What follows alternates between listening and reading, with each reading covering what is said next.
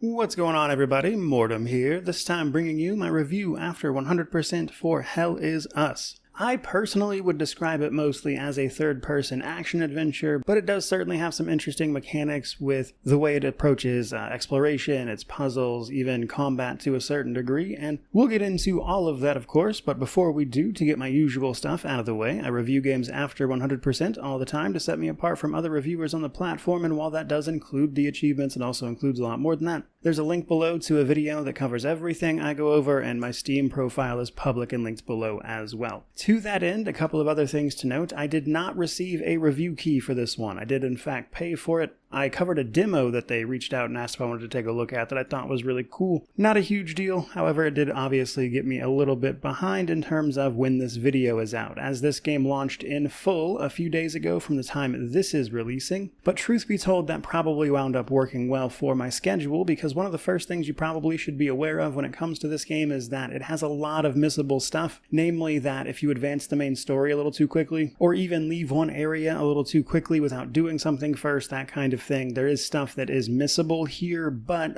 thanks to the relatively short nature of this game and it not exactly being gigantic or anything, there's already a ton of guides for that stuff out. I was able to utilize those to avoid missing anything, but if you want to do that, you should definitely be aware of it. Otherwise, though, there's guides for basically all of it, and the difficulty is extremely variable, which we'll get into, so not a big deal. Let's talk about the actual game itself, however. So Hell Is Us is, as I mentioned, what I would consider mostly like an action-adventure, maybe a third-person action RPG if you really want to go that far with it, but it's a game with a big emphasis on how it presents both puzzles and exploration, and that part of the game, I would say, is actually pretty good. The atmosphere they've built here, the world building of the fictional country we're in, Hadia, but it's ultimately kind of let down by some pretty middling combat. Combat is really nothing to write home about. There is a shockingly low amount of enemy variety, and so I would imagine that, depending on where you fall on those issues, is really going to make the difference for how much you enjoy this particular game. Either way, the game revolves around our main character, Remy, sneaking into the quarantined country of Hadia, trying to find all of the information about his parents that he can while encountering these strange monstrosities at the same time. And this is all set against the backdrop of a religious war that is happening, which makes for a lot of, I would say, very serious subject matter, a lot of pretty graphic content in some cases. So ultimately, though, a game with a fair bit going on. But first, let's talk about the technical state of this one. So for the most part, it was fine. It does, unfortunately, have the very stereotypical stutters and freezes that we've been seeing a lot of lately. But besides just that more typical stuff, it also did crash on me exactly one time. Not exactly sure for the cause, but it was just the once over about 30 hours, which is about how long I spent with it. From there, let's talk the difficulty of this one. So the difficulty is very variable. You'll have three options when you actually start the game up, basically easy, normal, or hard, but you can actually go in after the fact and customize that even further. There's a slider for both enemy damage as well as enemy health, alongside their aggressiveness as well, and you can reduce this to very low or increase it to very high, and so while you have some options there, probably again worth a mention that I don't think the combat is really strong enough to support a lot of lengthy back and forths, however. Now, in the difficulty section, I did also want to mention the checkpoint system. So you may have heard some people kind of roughly referring to this game as a Souls-like, and personally, I don't think that's really true at all. But one reason I could see where people get that from is that the game does feature these checkpoints. The thing is, that's exactly what they are. You'll interact with them, and while it says manual save, what that actually means is that this is just where you will respawn when you die. There is an in-game option to actually toggle whether or not you want enemies to respawn when this happens, but that is off by default, and for the most part, those are literally just fast travel points when you get your main mode of transportation, and then again, just checkpoints if you happen to die. Another sort of subsequent thing about difficulty is that the game features a big emphasis on no maps or quest markers, leaving the exploration and stuff largely up to you. That's important because there are a lot of puzzles that you're either going to have to look up or figure out on your own if you want to get through the whole thing then. And while I will say that I'm fine with the no quest markers and the UI stuff, we'll talk a little bit more about that in the gameplay and world section, but I will say it does feel a little weird to not have a map. Like, for instance, we get a tablet pretty early on that functions as all of your inventory menus and everything, and I don't know, just the idea that you have this high-tech piece of equipment that can't display basic GPS in this relatively advanced era that they're clearly in seems a little strange to me. Either way, though, is what it is, I guess. Next up, we've got the story setup and my thoughts on it. So, as I've alluded to a little bit already, we are playing as a character named Remy, an orphan of sorts from the country of Haiti. His mother, in particular, smuggled him out of the country in the backdrop of all this religious war turmoil that happens there, and he spent his entire life trying to get back in to find his parents, it would seem. However, we know from the onset that it clearly didn't go as well as one would have hoped, because we are in fact in custody, being interrogated by somebody who does not seem entirely human via the aid of truth serum, which is the narrative device for how all of this is being told to the player. Now, in sneaking back into Haiti, we find ourselves embroiled in quite a few different events, probably the biggest one being the religious civil war that is going on.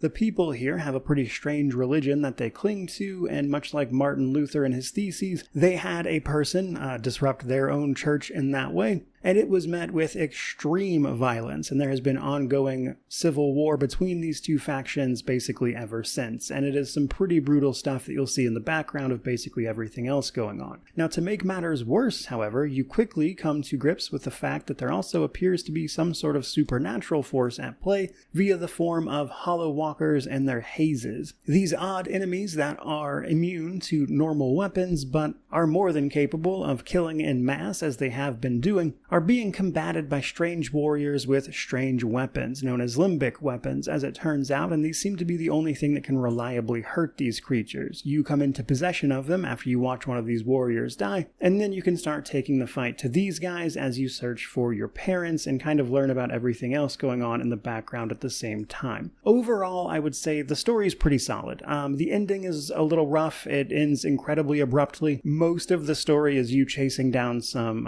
typical plot MacGuffins, but it really just serves as a vehicle to get you into the history and everything going on with this world that they've built out, which I think is interesting enough to carry it for the most part. Like many a game, though, it starts off really strong, starts to slow down in the middle, and in the case of this game, kind of hits a brick wall right at the end. It's also clear that they've kind of left the door open for a potential sequel, I would say. I don't know, obviously, if that will ever actually materialize, but for the most part, it's a pretty good time. Perhaps, unfortunately, though, the single most memorable character in all of it is the guy interviewing you via this narrative plot device, and unfortunately, he doesn't get a ton of screen time, which I think is a bit of a shame. All in all, though, the story, it's okay. Nothing to write home about, really. I've seen better, I've seen much worse, so let's keep it moving. This time to progression systems. So, on the progression side of things, you've basically got weapons, gear, relics, and then various upgrades and things that come in the form of a blacksmith. Now, you'll get the basics of these versions relatively quickly, but one of the first main story things you'll try to track down is your father, who is supposed to have been the blacksmith of some village, and while you don't find him this way, you do find an apprentice he had, which then serves as the blacksmith who can perform a lot of upgrades and things for you. You'll find some tomes throughout the game that allow this blacksmith to upgrade his abilities and do more for you, namely in the form of upgrading and crafting the things we're about to talk about. Starting with weapons. There are 4 weapon types: sword, dual wield, polearm, and greatsword. Each of these can be upgraded up to 5 times. Well, 4 times up to grade 5, I suppose. But upgrading these weapons increases their level cap, which allows you to do more with them. Now, strangely enough, one of the first things you'll do when you upgrade a weapon is choose what kind of limbic you want it to be associated with, or emotion, basically. Now, this primarily determines what kind of glyphs you'll be able to attach to this particular weapon, which are the combat abilities you can use afterwards. I did not really notice a tangible difference in the amount of damage done to or from certain enemies. I'm sure there's probably something like that going on in the background, but again, the combat is so average, it really just didn't seem to matter. I would consider more what glyphs you want to use than the rest of this. The other part of that is your defensive gear. These are things you'll equip that, of course, make you, more defensive in nature. These can also be upgraded at the blacksmith up to grade 4, and they, of course, protect you more as you go. Relics are a little more interesting because they come in passive and active forms, and they will convey an either active or passive ability to you. You'll get 3 glyphs and 1 active ability as your main abilities to use in combat. A decent variety of choice there, but again, combat is really basic, so it doesn't feel like these are like super necessary to optimize exactly, but pick one for your playstyle and go, I suppose. Other progression comes in the form of things like glyphs and your drone. So you probably noticed the drone on screen following us around on top of things like the combat abilities. So combat abilities are glyphs. Once you start upgrading your weapons, you can equip glyphs to that weapon. Glyphs come in tiers 1 through 3. This is how most of combat works, and obviously the higher the tier, the better. But based on the limbic or color of your weapon, you'll be able to use glyphs of that color on that weapon, and that's going to determine what you can use in combat, of course. Your drone also gets abilities, mostly movement abilities in its case to help you out, but also some other useful things like distracting enemies to keep them off of you. And these come in regular and elite form, so you can actually even get your drone involved in combat a bit if you would like to, and that's going to form the bulk of the progression.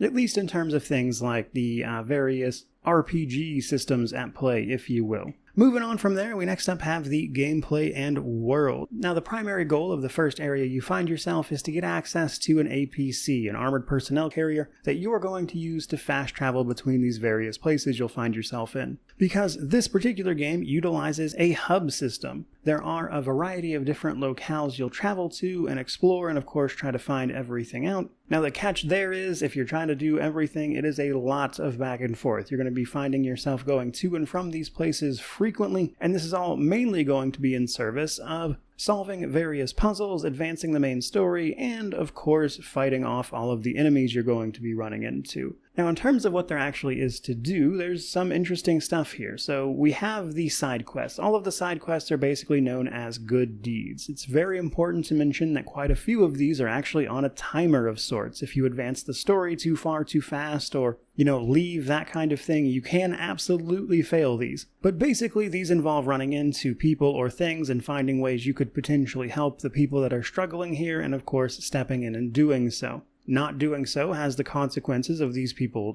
dying, and then you not getting a reward for it. Honestly, with the game's, no quest markers or no hand-holding, as people would probably like to call it, it makes most of those pretty fun to figure out. But I will say the vast majority of them are definitely like, go find item, bring it back to said person in some form or another. But oftentimes you do have to be a little more intuitive about it, because they won't necessarily directly ask for help all the time either, which I would say is what makes these good deeds, I suppose. So essentially just a quest system, yes, but the way it's presented is a little bit interesting, and I think does lend the atmosphere of the world a certain cautiousness, I suppose. Now, the other big thing you're likely going to be doing are the mysteries and the time loops. Mysteries are basically just all the various little environmental puzzles you'll find. Sometimes these are more basic things like following up a bunch of notes to some lock that needs to be unlocked in some form or another. And these, of course, will reward you with various resources. Usually the type of resources that are either going to help you upgrade your weapons, if not just outright weapons for you to use in combat, I suppose, but there's just all of that stuff generally. Now, time loops are a little bit different. So time loops are these big, strange kind of half orbs that you'll be seeing around everywhere, and these are basically what are causing the enemies to show up. You'll learn pretty early on into the game how to deal with them. You basically have to kill all of the guardians of the time loop in the area, which are the specific monsters that are upholding it. They don't look any different from normal monsters, which can be a little annoying, but they do give you an item to track them down. And once you've killed all of them, you can then enter the time loop, but you can only shut it down if you have a specific item with you. There are 3 of them, 1 for each tier of the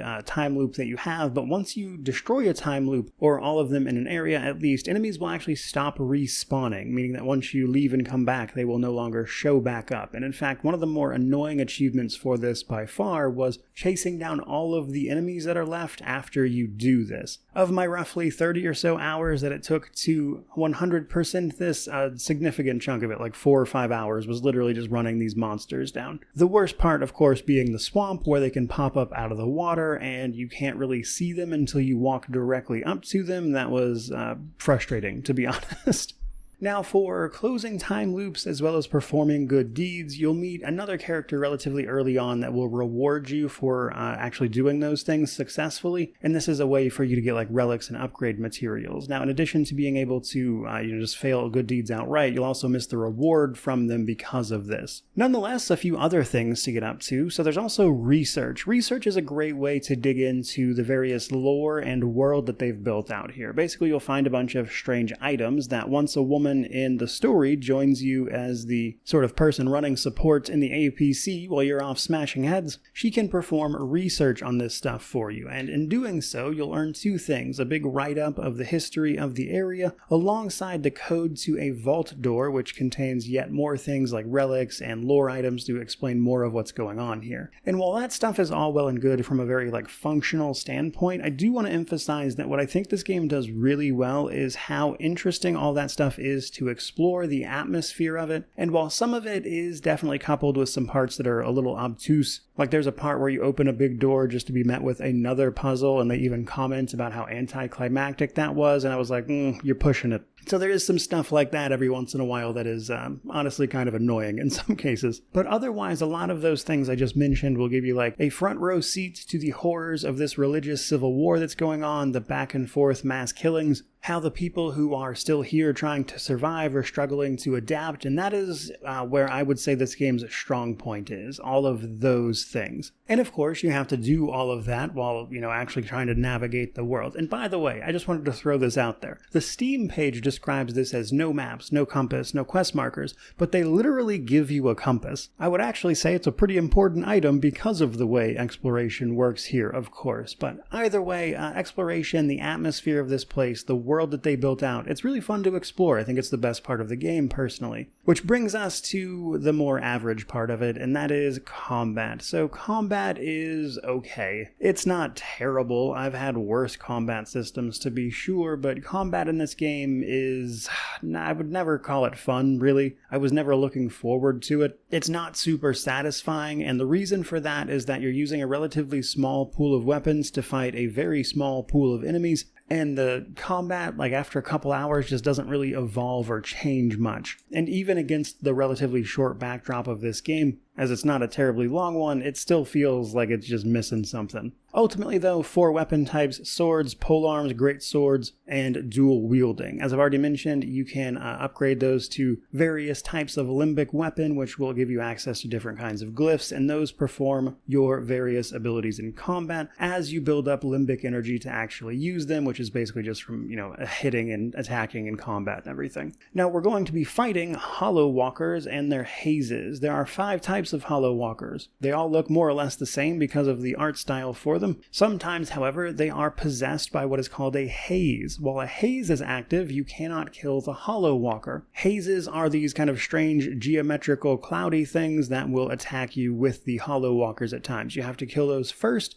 and then the linked hollows in order to actually kill them. Enemies, just like your weapon glyphs and everything, come in 3 tiers. Tier 1, 2, and 3, and that determines, of course, how strong they are and what kind of weapons you need. If you're going to feel challenged at all here, it's probably when you first see the rollover from each tier. There's usually a moment there, especially if you haven't upgraded your weapons super fast, where you can actually kind of feel some pushback from the enemies for once, but for the most part, you can get by pretty much just spam an attack. None of them have particularly complicated move sets. There are things, however, like, say, blocking, dodging, even a parry if you time it right for their big red flash attacks, but I will say, at least for me personally, because of how these hollow walkers look and the way they move, it was actually kind of really hard to see that stuff coming. And while you eventually get the hang of it just because of how long the game is, you'll eventually start to see the patterns on these guys, even if, like myself, you're having a hard time following their movement at times. Either way, though, you're bound to take some damage eventually, and that's where the healing pulse comes in. As you attack enemies, you'll build up these particles around you, and when they flash a white circle, you can activate a healing pulse to get your health back up to the point that it has filled your health bar. You can also watch your health bar because it will initially be gray, and when it turns white, you can activate a healing pulse. That took a little bit of feeling out at first, but once you get the hang of it, it honestly feels pretty good. That's your main method of getting health back. You will pick up consumables and things that you can activate in combat as well, mind you, but that is, I would say, the main one that you really want to practice for. The other thing, of course, being the drone abilities. I'm sure somebody is asking themselves this already because I've seen people asking it. You can dock the drone. It doesn't have to follow you. That's just what I preferred. And then the drone has its own abilities it can help you with in combat. And while there's a little bit of other stuff, like things like a charged attack as an example, that really is the bulk of it. Enemy variety is very low. There's not much to the combat itself. And so combat, I would say, feels alright. It's not awful, but it ain't great either. Which brings us then to our Steam Deck section. So officially this game has an unsupported rating on the Steam Deck, but as is the case sometimes, that doesn't seem to be wholly accurate because I was able to install it, get it running pretty well, and while it can certainly have some FPS dips, especially against like large numbers of enemies, it for the most part seems to run fine. I'm a little surprised it didn't get playable. It doesn't exactly look amazing, mind you. You do have to put pretty much everything on low, but other than that, it was a pretty smooth experience. I'm not exactly sure why they gave this an unsupported one. You should definitely be able to play this on the Steam Deck. So there's that information for you. But from there, let's talk positives and negatives, and then we'll wrap this thing up. So on the positive side of things, as I've said throughout this video, the atmosphere, the world building is really what takes the cake. Like doing all the research or even just finding like some lore books and things and learning about all these different religious factions and how they kind of built up this world and why Hadia is the way it is the highlight of all of it. Especially when you see all of that like actively playing out in terms of the game's actual atmosphere that is occurring around you at the same time. That stuff is pretty good. It is juxtaposed, however, against combat that is okay at best, middling for the most part, and then enemy variety that really could have used some work. You're going to get tired of fighting these guys pretty quick. The other negative being that with the hub system they've got going on here, there is a lot of running back and forth. I feel like they could have found a way to make that a little bit easier, but man, you are constantly going just back and forth to this zone, to that zone for just small little stuff, which I tell you because it's the most convenient place to say. I would say there's certainly some pacing issues here and there, which can be seen in things like the abrupt ending. So there's certainly stuff like that going on, but ultimately that brings me to my conclusion. Hell Is Us is an interesting game. It is selling for $50 US for its base price. The deluxe edition, which came with the early access and stuff, which is kind of a moot point at this particular juncture, is more than that obviously, but for $50 for the most part, I would say Hell Is Us is a good game. It's not great. It's certainly not incredible, it's not the worst thing I've ever played, and whether or not I would recommend it to you specifically comes down to what aspects of this you are looking for. If you're wanting like a really strong combat system and interesting like progression mechanics around that combat, then I don't think this game is for you. If what you are looking for is a lot of atmosphere, the world building of it, the puzzles, the exploration, that kind of thing, then this game does that stuff very well, and it's probably going to be more worthwhile to you. So if you are up for the minimal hand-holding exploration and adventure that Hell Is Us has in store for you, then I think it justifies the cost, sure. But if you're looking for a more rewarding combat experience and you don't necessarily enjoy a lot of puzzles, then this game's probably not the one for you. And kind of unrelated, but it also doesn't help it launch the same day as Silksong did, which is bad timing, ultimately. Either way, though, that's pretty much my view of this one. Hopefully that gave you enough information if you're looking to check it out for yourself, but otherwise, I just really appreciate you watching. If you have played this game for yourself, or just generally want to talk about it, I suppose, by all means, let me know how you feel about it down in the comment section below. But regardless of any of that, truly, just thank you so much for watching. I really do appreciate it. May you wander in wisdom and have an amazing day.